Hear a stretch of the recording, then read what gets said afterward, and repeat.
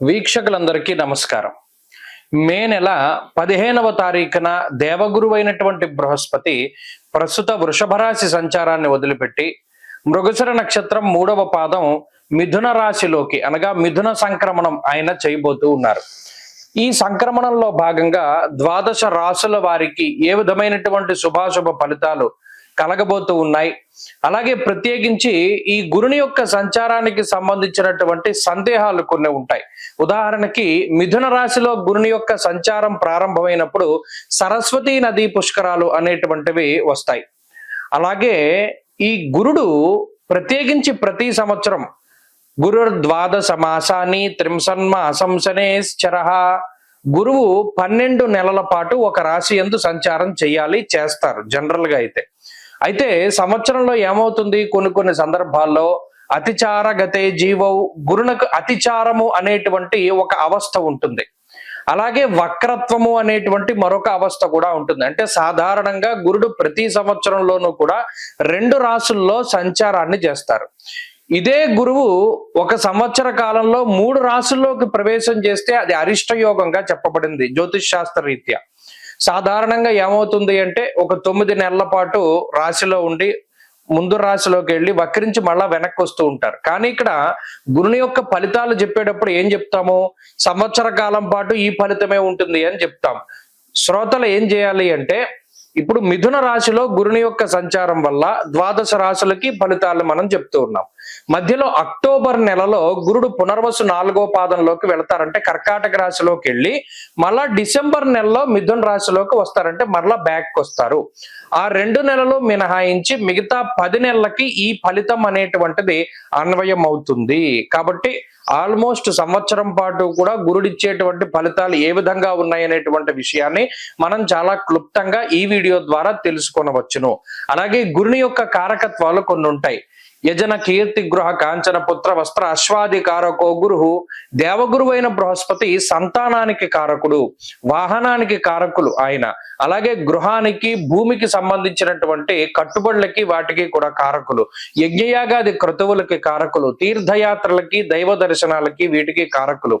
ఒక్క గురుడు జాతకంలో గోచార రీత్యా బలంగా ఉంటే, జాతకంలో బలం తక్కువగా ఉన్నా కూడా కొన్ని సందర్భాల్లో గోచార గురుడు చాలా వరకు కాపాడతారు. కాబట్టి ఈ విషయాన్ని మనం దృష్టిలో పెట్టుకోవాలి. గురుబలం లేదు గోచారంలో అంటే ఆ సంవత్సరం అంతా అదృష్టం ఉండదు, దైవ బలం ఉండదు, ఏ పని చేసినా కలిసి రాదు అనేటువంటి విషయాలు ఉంటాయి. కాబట్టి ప్రతి రాశికి ఈ ఫలితాన్ని మనం అన్వయం చేసుకుంటూ వెళదాం.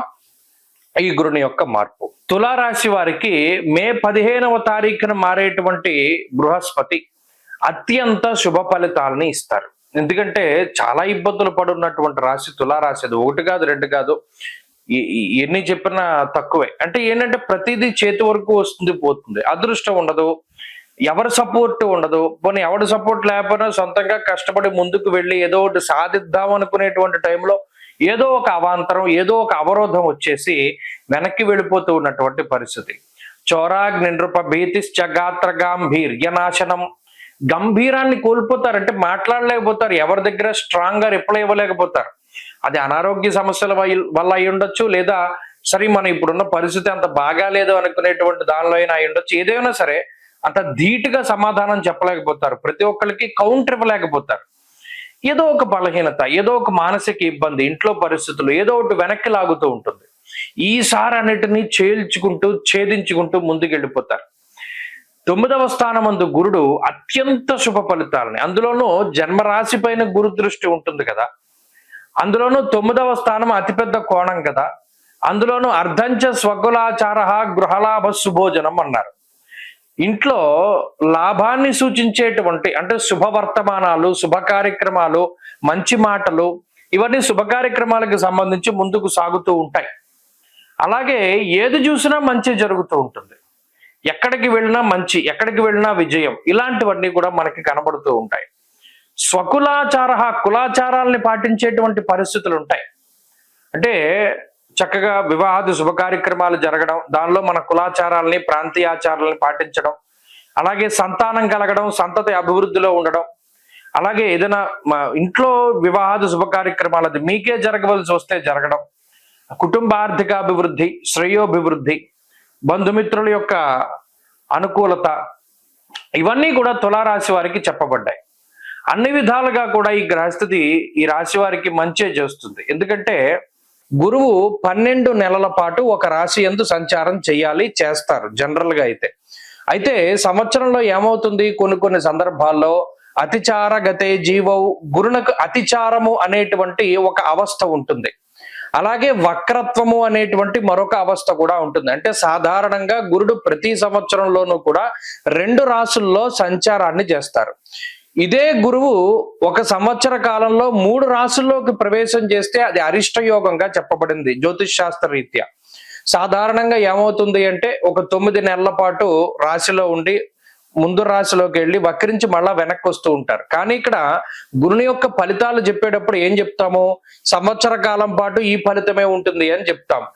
శ్రోతలు ఏం చేయాలి అంటే ఇప్పుడు మిథున రాశిలో గురుని యొక్క సంచారం వల్ల 12 రాశులకి ఫలితాలు మనం చెప్తూ ఉన్నాం. మధ్యలో అక్టోబర్ నెలలో గురుడు పునర్వసు 4వ పాదంలోకి వెళతారంటే కర్కాటక రాశిలోకి వెళ్ళి మళ్ళా డిసెంబర్ నెలలో మిథున రాశిలోకి వస్తారంటే మరలా బ్యాక్ వస్తారు. నవమంలో ఉండేటువంటి గురువు పూర్వపుణ్యానికి సంకేతం. అంటే గత జన్మల్లో మనం చేసుకున్న పుణ్యం సుఖం రూపంలో, సంపద రూపంలో ఈ జన్మలో మనం అనుభవించడానికి గురుడు 9వ ఇంట్లోకి వచ్చినప్పుడు ఆ పుణ్యాన్ని మనం అనుభవించేలా చేస్తారు. కాబట్టి ఆ పుణ్యరాశిని అనుభవించేటువంటి సమయం కాబట్టి. అలాగే ఇంకో విషయం చెప్పాలంటే మన పుణ్యం సంప్రాప్తం అవ్వడానికి కూడా, అంటే పుణ్య కార్యక్రమాలు చేయడానికి కూడా గురుడు అనుకూలిస్తారు. అంటే ధార్మిక కార్యక్రమాల్లో పాల్గొనడానికి అటువంటి వాటన్నిటికీ కూడా గురుడు అనుకూలిస్తూ ఉంటారు. కాబట్టి ఈ సంవత్సరం తులారాశి వారికి ఉద్యోగంలో ప్రమోషన్లు కనబడుతూ ఉన్నాయి, ఆశించిన చోటికి ట్రాన్స్ఫర్లు కనబడుతూ ఉన్నాయి. అలాగే ఉద్యోగపరమైనటువంటి ఎదుగుదల, వృత్తిపరమైనటువంటి ఎదుగుదల ఉన్నది. చదువులకి ప్రత్యేకించి లాంగ్ టర్మ్ కోచింగ్లు తీసుకునేటువంటి వారికి కలిసి వస్తుంది. దేశాంతరాల్లో ఉండేటువంటి వారికి కలిసి వస్తుంది. అన్ని రంగాల్లో ఉండేటువంటి తులారాశి వారు అద్భుతమైనటువంటి రాణింపుని కలిగి ఉంటారు. ఆరోగ్యము, ఆర్థిక సంపత్తి అభివృద్ధిలో ఉంటుంది. వివాహాది శుభ కార్యక్రమాలు జరగడం, గృహం యొక్క కొనుగోలు, సొంతిల్లు కొనుగోలు, అలాగే బంగారము, వస్తువులు, వస్త్రాలు, ఆభరణాలు వాటిని కొనుగోలు చేయడము, వ్యాపార సంస్థలు పెట్టినటువంటి వారు లాభాన్ని పొందడము, ఇలా 1 కాదు 2 కాదు చెప్పుకుంటూ పోతే సంతానంతో గడుపుకొని అన్నింట్లోనూ ఆనందదాయకమైనటువంటి సమయాన్ని అనుభవిస్తారు. కాబట్టి తులారాశి వారికి ఇది అత్యద్భుతమైనటువంటి సమయం. దీనిలో భాగంగా షష్ఠ శని కూడా అనుకూలిస్తారు. ఇవి 2 కూడా చాలా అనుకూలించేటువంటి అంశాలు. ఈ ఫలితాలన్నీ కూడా చాలా చక్కగా వస్తాయి, వాటిని అనుభవించవచ్చును. స్వస్తి.